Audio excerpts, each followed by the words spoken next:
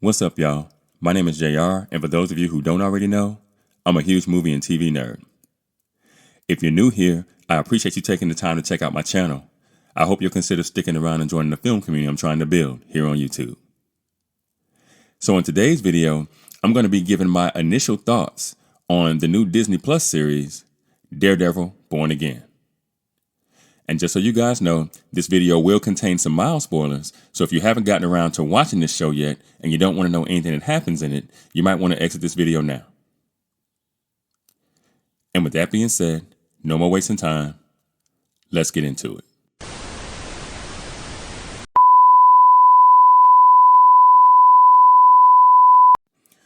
Daredevil Born Again is an American television series created by Dario Scardapane and Matt Corman and Chris Ord for the streaming service Disney Plus, based on Marvel Comics featuring the character Daredevil.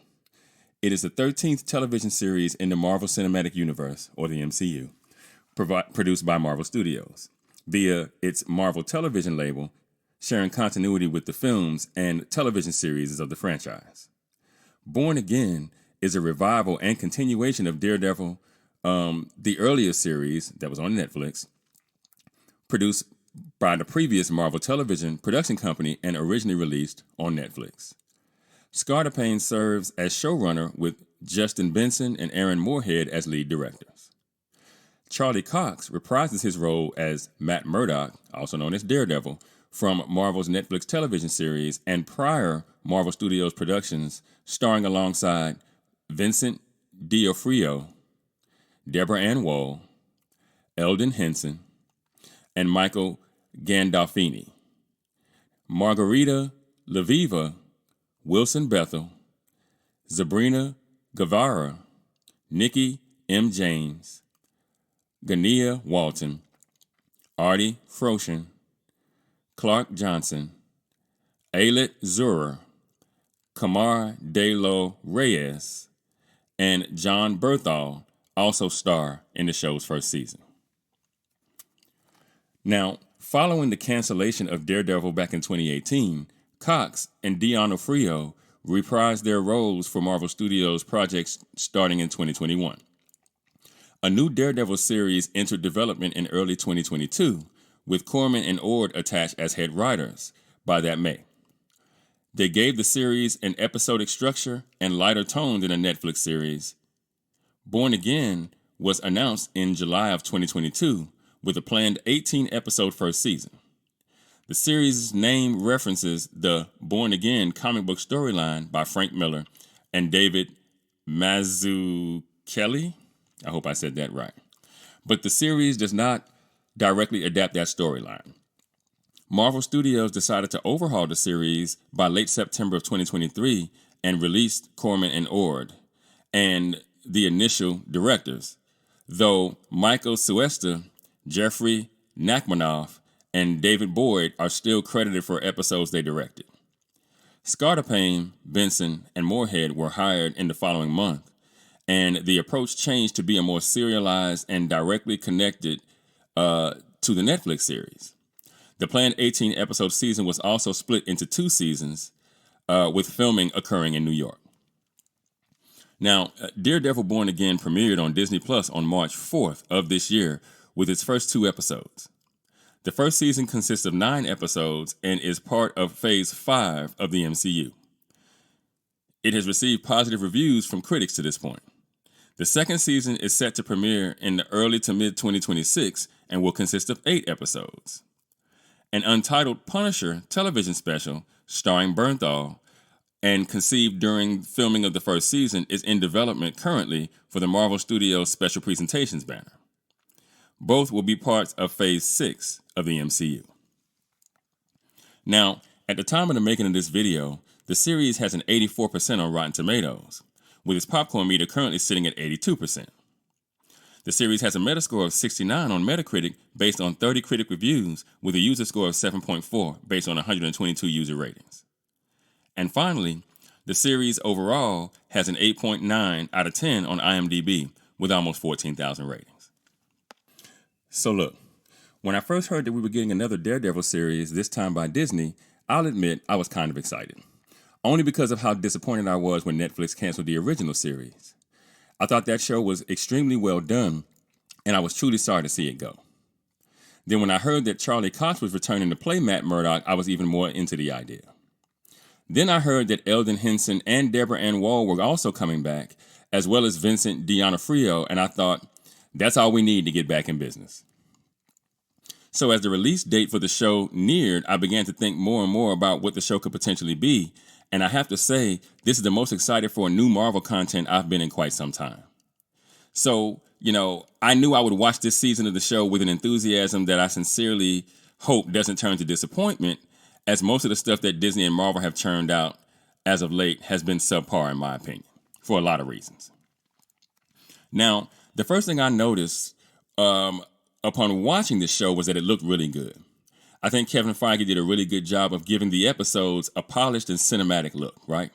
Each episode feels more like you're watching a movie than an episode of television, and I think that was clearly Feige's goal here. And I think it was the goal of Disney even in bringing him on. And now, 3 episodes in, the story has been a bit of a slow burn, narratively speaking, but I don't necessarily see that as a negative in this particular case. After the first 10 minutes of the pilot episode, with Foggy's surprise death and Karen running off to San Francisco, it leaves Matt to kind of find his way in the city for the first time without his friends, which I think puts a new and refreshing spin on Matt's journey, making it so that you don't feel like you're just watching the same old Daredevil content kind of, repurposed, so to speak. Now, we got Wilson Fisk along for the ride because you got to have Kingpin, right?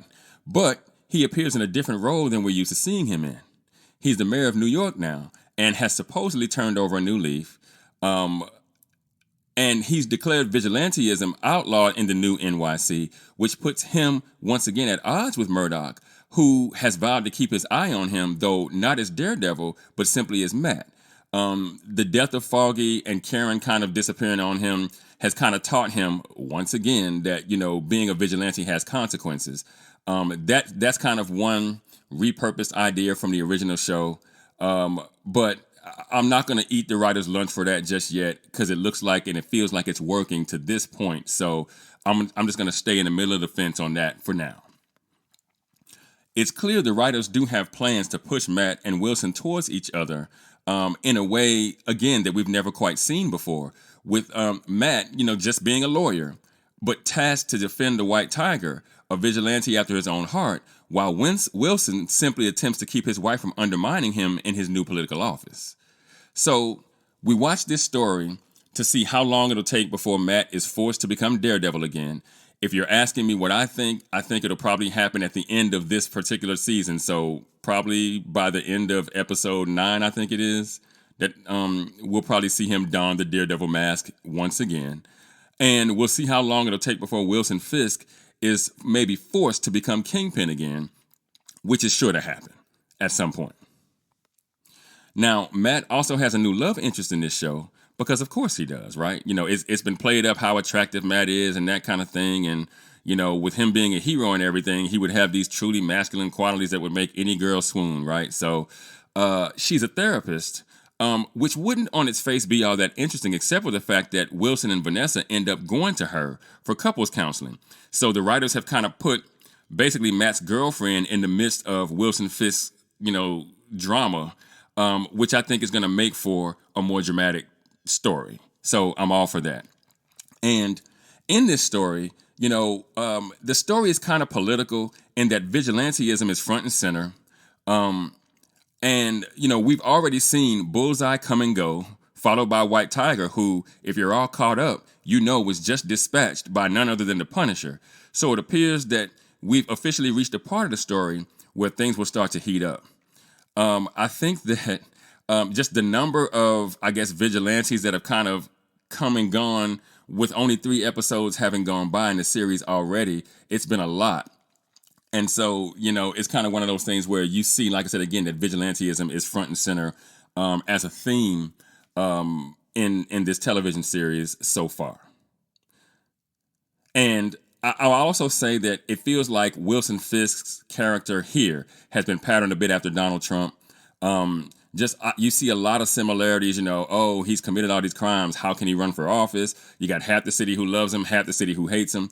And I tell people that I don't have a problem with this, because all writers, when you're building a character, you take real life people and you take certain bits and pieces from those people and you kind of, mix them together. And that's how you come up with your characters, because you have to come up with characters that are relatable, number one. And once you've come up with your character traits and you drop them in the situation that they'll be dealing with, you need to kind of understand how that character would move in order for that character's decisions and that character's actions to make sense to the audience. So I do think that Wilson Fisk's character here in Daredevil Born Again was patterned a bit after Donald Trump. I don't have a problem with it. I think it's smart writing. Now, this show is every bit as good as a Netflix original was, with a few more bells and whistles. I think the plot unfolds in an interesting way, though it can be a bit predictable at times. And there are just enough familiar faces added to what I think has so far been a well thought out story to more than make up for the absence of Eldon Henson and Deborah Ann Woll when you really think about it. And like I said, I'll admit, I haven't been a fan of the television shows in the MCU to this point. I didn't like Echo. I thought Hawkeye was kind of, campy. I'll admit to you guys, I never even watched Loki or the Scarlet Witch show. But I think that's mostly because I view the Marvel Cinematic Universe as something that belongs exclusively in theaters. That and the fact that I think, the Marvel Cinematic Universe, it's just gone on for a while. And when you got a story that doesn't seem to have an end, it can kind of weigh on you a bit over time. But all that being said, I think that Feige fixes a lot of the problems with the MCU through his creative approach to this series. And, again, this show is the first show that I've been anticipating since the inception of the MCU. And I'm happy to say it's the first one that I've actually liked.